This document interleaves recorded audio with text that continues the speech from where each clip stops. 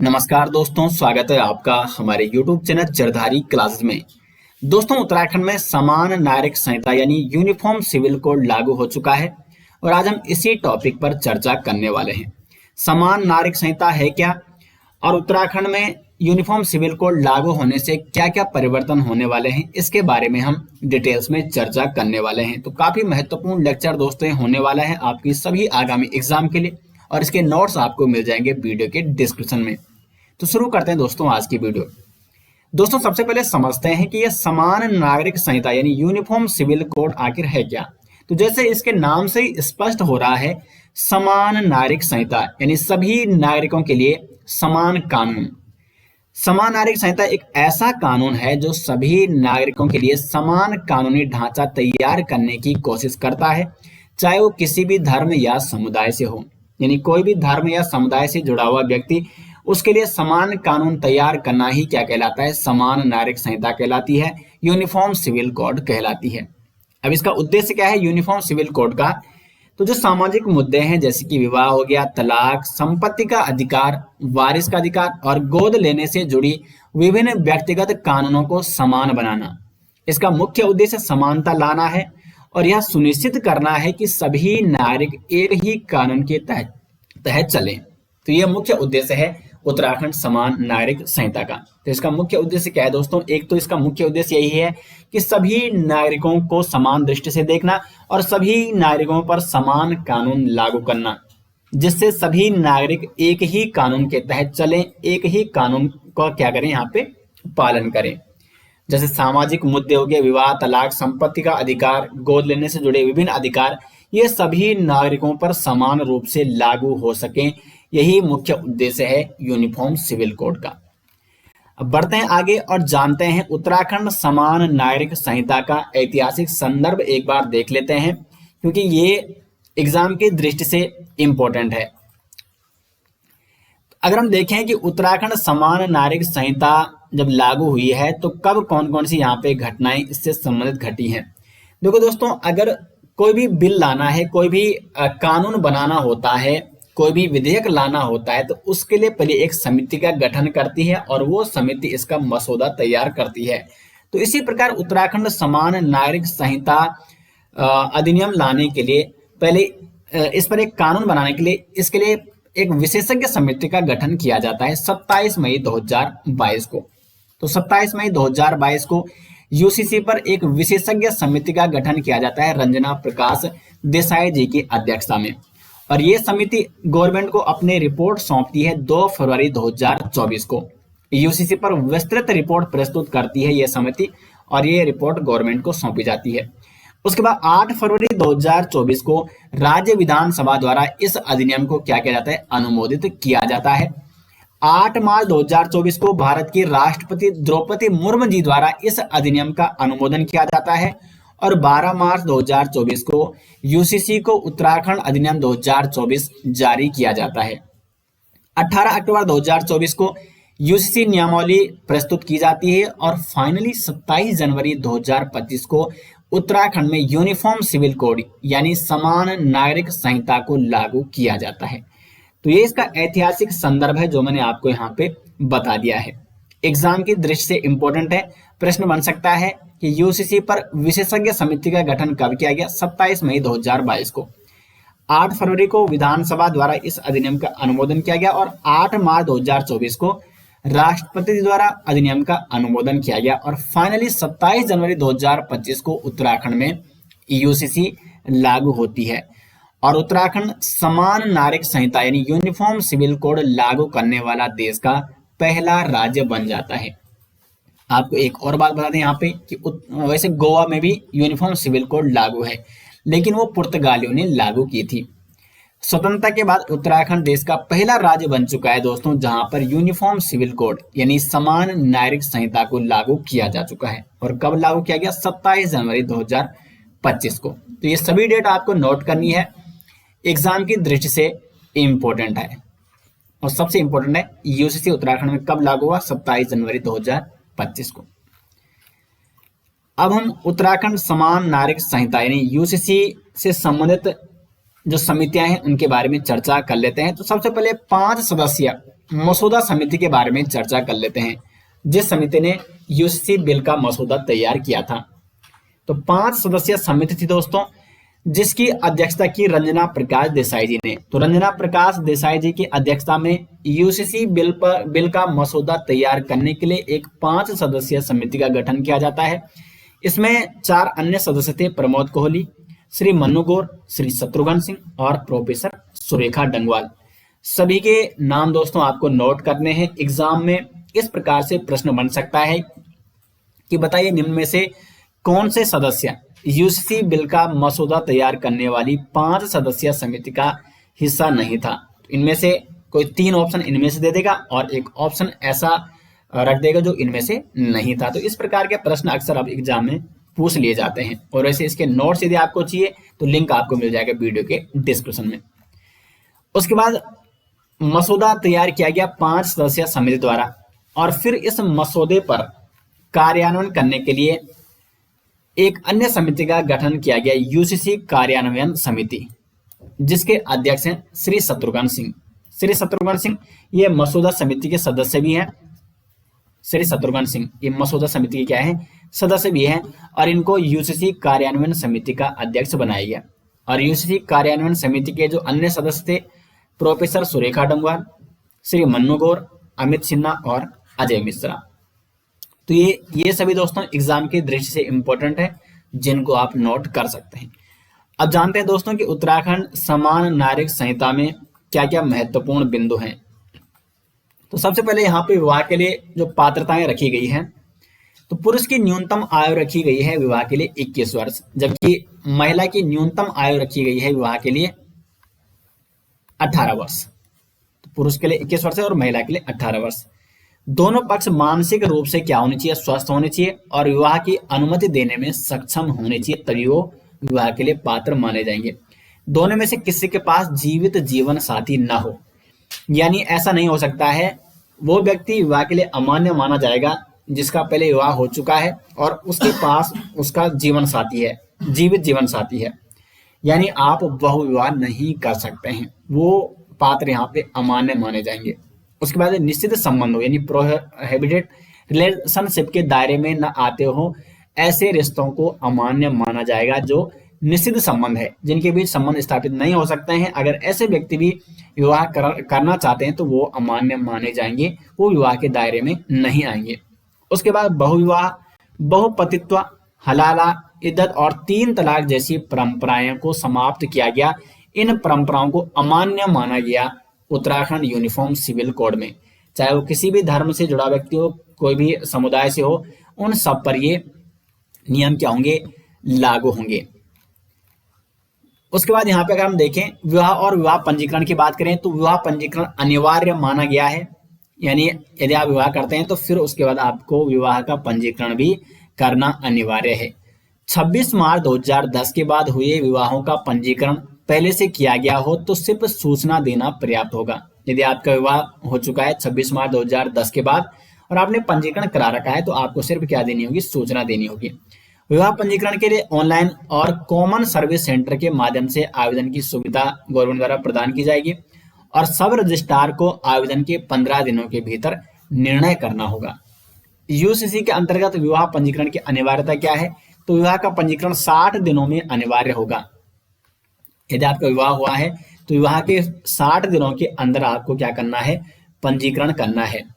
26 मार्च 2010 से अधिनियम लागू होने तक हुए विवाहों का पंजीकरण 6 महीने के भीतर अनिवार्य है।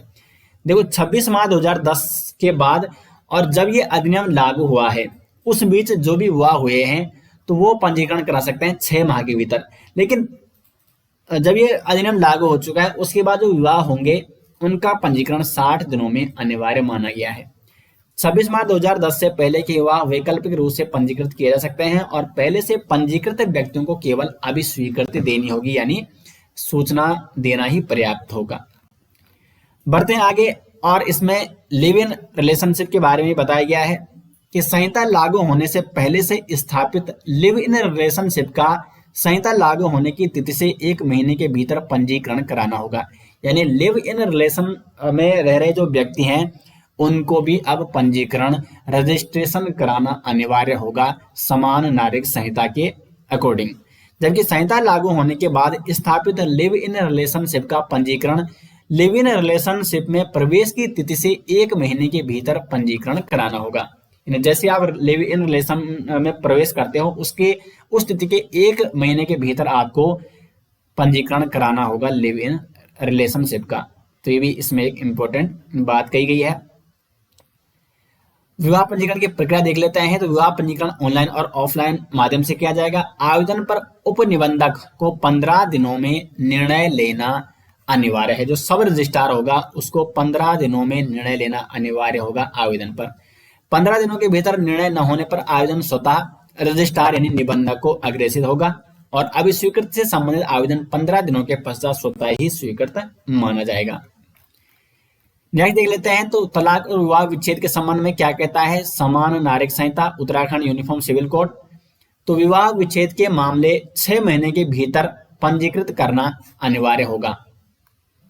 जो विवाह विच्छेद के मामले हैं तो इनको 6 महीने के भीतर ही पंजीकृत यानी रजिस्ट्रेशन करना इनका अनिवार्य होगा। और विवादित मामलों में पुरुष और महिला दोनों को समान अधिकार होंगे यूसीसी के तहत। उसके बाद उत्तराधिकार की बात कर लेते हैं।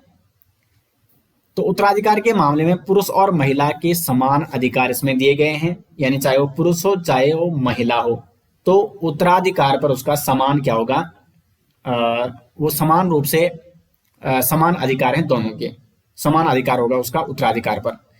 ऑनलाइन इच्छा पत्र अपलोड संशोधन और पुनः सत्यापन की सुविधा होगी और पैतृक संपत्ति में महिलाओं का अधिकार संरक्षित रहेगा। उसके बाद कानून का दायरा क्या है, ये इंपॉर्टेंट है दोस्तों कि ये कानून किन किन लोगों पर लागू होगा, इस कानून के दायरे क्या हैं। तो जो उत्तराखंड समान नागरिक संहिता है यूनिफॉर्म सिविल कोड है, इसका जो कानून है उसका दायरा क्या है। तो यह कानून न केवल उत्तराखंड के निवासियों पर लागू होगा बल्कि राज्य के बाहर रह रहे लोगों पर भी ये कानून लागू होगा। जो उत्तराखंड के ऐसे लोग हैं उन पर तो लागू हो गए होगा जो उत्तराखंड के निवासी हैं, जो उत्तराखंड में निवासरत हैं, बल्कि उन लोगों पर भी लागू होगा जो उत्तराखंड के मूल निवासी हैं लेकिन वो बाहर रह रहे हैं अन्य प्रदेशों में। और जो लिव इन रिश्तों में भी उन पर भी ये कानून क्या होगा, लागू होगा। इसका उद्देश्य समानता और कॉन्सिस्टेंसी सुनिश्चित करना है। अब ये देखो शामिल कौन कौन इसमें, उत्तराखंड का संपूर्ण क्षेत्र इसमें शामिल है और बाहर रहने वाले उत्तराखंड निवासी जो उत्तराखंड के बाहर रह रहे हैं उन पर भी ये कानून लागू होगा, ये कानून प्रभावी होगा। देखिए इसमें कौन कौन से शामिल नहीं है। तो एक तो संविधान के अनुच्छेद 342 व अनुच्छेद 366-25 के तहत अनुसूचित जनजातियां हैं, जो जनजातियां हैं उत्तराखंड की, जो जनजातियां हैं जो 342 और आर्टिकल 366-25 के तहत जो जनजातियां आती हैं उन पर ये यूसीसी प्रभावी नहीं होगा, इन क्षेत्रों पर यूसीसी लागू नहीं होगा। साथ ही भाग 21 के तहत संरक्षित प्रथागत अधिकार वाले व्यक्ति और समूह, यानी भाग 21 के तहत जो विशेष प्रावधान से संबंधित क्षेत्र हैं, जो विशेष प्रावधान से संबंधित व्यक्ति और समूह हैं, उन पर यूसीसी प्रभावित नहीं होगा, यूसीसी उन पर लागू नहीं होगा। और जनजातीय क्षेत्रों पर या जो जनजातीय समुदाय के व्यक्ति हैं उन पर भी ये लागू नहीं होगा यूसीसी। अब देखो पंजीकरण यानी रजिस्ट्रेशन करने की व्यवस्था किस प्रकार यहाँ पे रखी है। प्रदेश सरकार ने समान नागरिक संहिता को लागू करने के लिए 4 स्तर पर पंजीकरण करने की व्यवस्था की है। तो सबसे पहले ग्राम स्तर, तो ग्राम स्तर पर ग्राम पंचायत विकास अधिकारी को उप रजिस्ट्रार बनाया गया है और एसडीएम को बनाया गया है रजिस्ट्रार। कोई भी मामला जो होगा लिव इन रिलेशनशिप के अलावा कोई भी अन्य मामला पहले किसके पास जाएगा, उप रजिस्ट्रार के पास जाएगा। यदि इस पर क्रियान्वयन नहीं होता है तो फिर यह मामला जाता है एसडीएम के पास।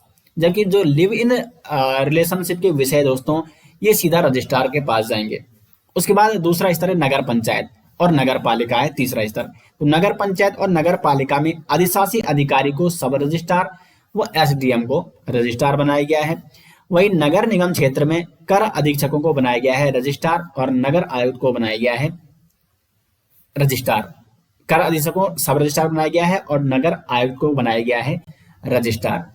लिव इन के विषय को छोड़ सभी आवेदन सब रजिस्ट्रार के पास आएंगे और लिव इन के जो मामले होंगे दोस्तों उनका पंजीकरण का आवेदन सीधे किसके पास आएगा, रजिस्ट्रार के पास आएगा। बाकी जो अन्य मामले हैं वो पहले सब रजिस्ट्रार के पास जाएंगे, और अगर 15 दिन के अंदर इस पर क्रियान्वयन नहीं होता है, कार्य नहीं होता है, तो फिर यह मामला जाएगा रजिस्ट्रार के पास। तो ये तो पंजीकरण करने की व्यवस्था बनाई गई है। इनके कर्तव्य क्या हैं? जो रजिस्ट्रार जनरल हो गया, रजिस्ट्रार हो गया या सब रजिस्ट्रार, देखो यहाँ पे एक सब रजिस्ट्रार होगा, एक रजिस्ट्रार होगा, और सबसे ऊपर इन सबके ऊपर होगा एक रजिस्ट्रार जनरल, जो पूरे स्टेट से संबंधित जो विषय होंगे उनको देखेगा। क्योंकि 4 स्तर पर सब रजिस्ट्रार और रजिस्ट्रार होंगे, और फिर पूरे स्टेट का एक क्या होगा, रजिस्ट्रार जनरल। तो रजिस्ट्रार जनरल का कर्तव्य क्या होगा? यदि रजिस्ट्रार तय समय में कार्रवाई नहीं कर पाते हैं तो मामला ऑटो फॉरवर्ड से रजिस्ट्रार जनरल के पास जाएगा, और इसी तरह रजिस्ट्रार या सब रजिस्ट्रार के आदेश के खिलाफ रजिस्ट्रार जनरल के पास अपील की जा सकेगी। यानी यदि रजिस्ट्रार और सब रजिस्ट्रार ने कोई मामला दिया है तो उसके खिलाफ आप रजिस्ट्रार जनरल से अपील भी कर सकते हैं, जो 60 दिन के भीतर अपील का निपटारा कर आदेश जारी करेगा। रजिस्ट्रार जनरल के नीचे होगा रजिस्ट्रार। रजिस्ट्रार के कर्तव्य है सब रजिस्ट्रार के आदेश के खिलाफ अपील पर 60 दिन में फैसला करना, और लिव इन नियमों का उल्लंघन या विवाह कानूनों का उल्लंघन करने वालों की सूचना पुलिस को देना। तो जैसे मैंने आपको पहले बताया था कि जो लिव इन रिलेशनशिप के मामले हैं वो सीधा किसके पास जाएंगे, रजिस्ट्रार के पास जाएंगे, जबकि अन्य मामले पहले किसके पास जाएंगे, सब रजिस्ट्रार के पास जाएंगे। तो सब रजिस्ट्रार का कर्तव्य क्या होगा? सामान्य तौर पर 15 दिन और तत्काल में 3 दिन के भीतर सभी दस्तावेजों और सूचना की जांच करना, आवेदक से स्पष्टीकरण मांगते हुए निर्णय लेना। तो सब रजिस्ट्रार का काम है कि जो भी मामला होगा सामान्य तौर पर 15 दिन के भीतर उनका निपटारा करना, और तत्काल में 3 दिन के भीतर स्पष्टीकरण मांगते हुए निर्णय लेना। और यदि सब रजिस्ट्रार के पास कोई मामला गया है और उस पर कोई भी क्रियान्वयन नहीं होता है तो फिर वो मामला जाएगा रजिस्ट्रार के पास, जबकि जो लिव इन मामले हैं वो सीधा रजिस्ट्रार के पास जाएंगे। उसके बाद एक और इम्पोर्टेंट बिंदु मैं आपको यहाँ पे बता दूं कि सचिव वी षणमुगम को समान नागरिक संहिता के क्रियान्वयन के लिए रजिस्ट्रार जनरल यानी महानिबंधक बनाया गया है। जैसे मैंने आपको कहा था कि 4 स्तर पर रजिस्ट्रेशन होगा, और प्रत्येक 4 स्तर पर सब रजिस्ट्रार और रजिस्ट्रार को नियुक्त किया गया है, और इन सबके ऊपर है एक रजिस्ट्रार जनरल। तो यूसीसी के क्रियान्वयन के लिए पहला रजिस्ट्रार जनरल जो बनाया गया है, महानिबंधक जो बनाया गया है यूसीसी का, वो बनाया गया है सचिव वी षणमुगम को। तो ये भी आप नोट कर सकते हैं। उसका मुख्य विशेषताएं और निहितार्थ क्या हैं उत्तराखंड समान नागरिक संहिता यूनिफॉर्म सिविल कोड के? तो पहले इसमें समानता को मुख्य उद्देश्य रखा गया है कि नागरिकों के लिए समान अधिकार सुनिश्चित करना, चाहे वो किसी धर्म या जाति से जुड़ा हुआ हो। सरलता, तो व्यक्तिगत कानूनों की जटिलता को सरल बनाना ही इसका क्या है, मुख्य उद्देश्य है। एकीकृत कानूनी ढांचा को प्रदान करना, सभी के लिए एकीकृत कानूनी ढांचा बनाना। आधुनिकीकरण, समकालीन सामाजिक चुनौतियों का समाधान करना, जो कुछ कुरीतियां हैं उनको समाप्त करना। जो सामाजिक चुनौतियां हैं, समकालीन सामाजिक चुनौतियां, उनको समाप्त करके उनका समाधान करके आधुनिकीकरण की ओर बढ़ना। परिवार की उभरती अवधारणाओं के साथ तालमेल बिठाना। और सशक्तिकरण, महिलाओं को विवाह, तलाक और उत्तराधिकारी में समान अधिकार प्रदान करके उन्हें सशक्त बनाना।